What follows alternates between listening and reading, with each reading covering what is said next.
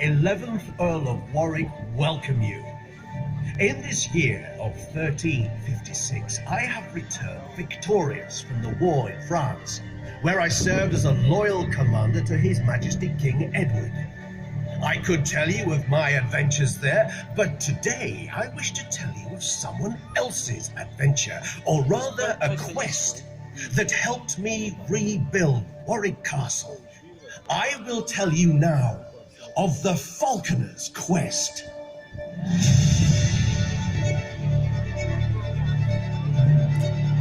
On my return from France, I saw a great need to replenish my collection of falcons, for I had taken many birds to war, and alas, few had returned. My falconers were tasked with rearing and raising as many hawks as possible to make the birds of Warwick the envy of a king. One day, a young lad arrived at the castle. He was called Hobby, and he was the son of a local fisherman. Hobby was presented to me, and he told me that since he was a child, he had watched in awe as my falconers had reared and trained my birds. How he loved to see the birds of Warwick fly majestically over the castle, and how heartbroken he was when so many did not return from war. I will go on a quest to bring to Warwick a collection of birds that will be the envy of a king. I laughed that our wishes were the same. Although he had no training with birds, I was charmed by his passion and asked him out of pity what reward he would want for this. Gold? Silver? I wish to stand as your master falconer and see the skies above the castle full of birds of prey. I told him the skills and knowledge of a falconer are great and are passed down through the generations. Too much for the son of a fisherman. I wished him luck, but doubted I would see him again. Hobby thanked me and set forth on his quest.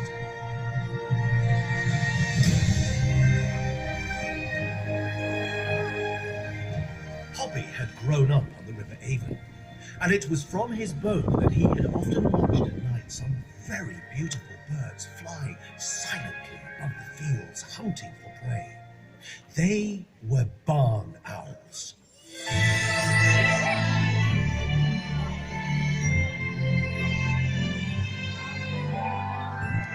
Many of my countrymen believe barn owls bring good fortune, and Hobby wanted to bring these birds to the castle, as he believed they would bring him luck on his quest.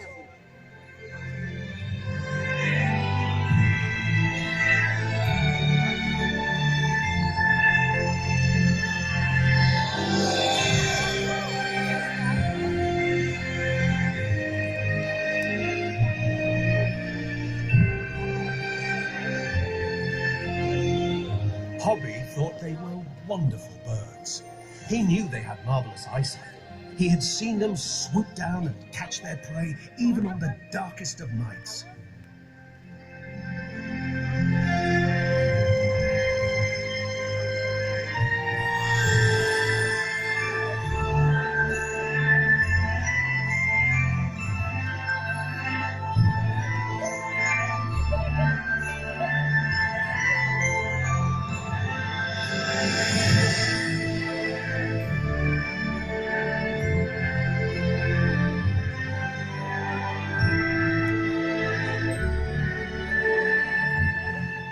These birds of prey have lived close to man for hundreds of years.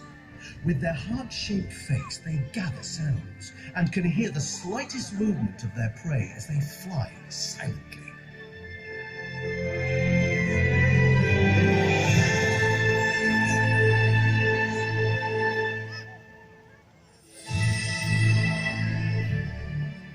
Body so light, feathers soft, silent in flight, this bird's a delight.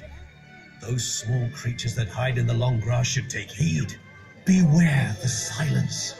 Beware the long legs. Beware the talons.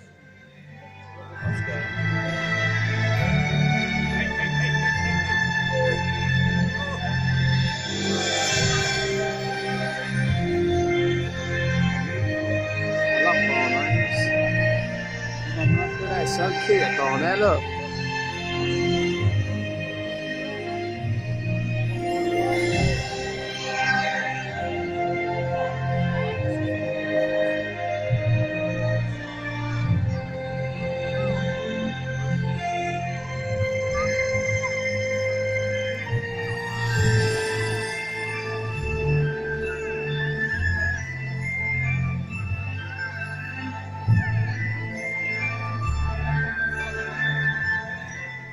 How could a fisherman's son ever charm a barn owl? But he did. I know you owls will bring me luck. On my quest, I will need to see like you, to hear like you. Then I can bring the birds back to Warwick.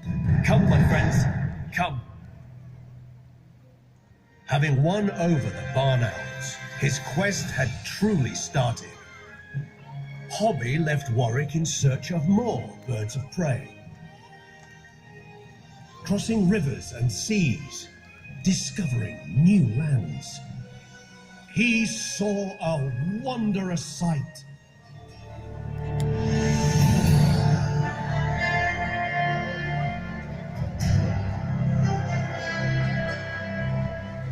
Here in the northern lands, Hobby saw a splendid sight. It was the largest bird in the land, a white-tailed sea eagle. Hobby had seen nothing like it before.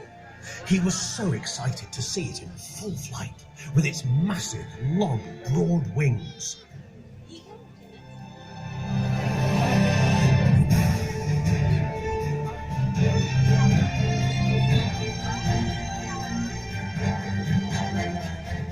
This was to be a test for Hobby.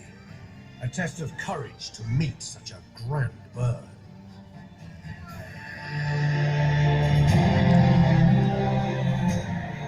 This great hunter will feed on carrion, or they may steal food from other creatures.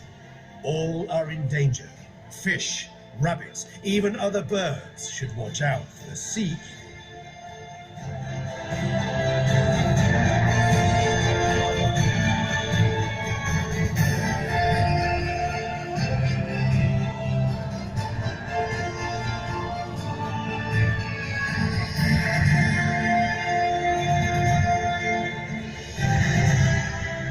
Hobby marveled at the glorious sight of such a powerful bird.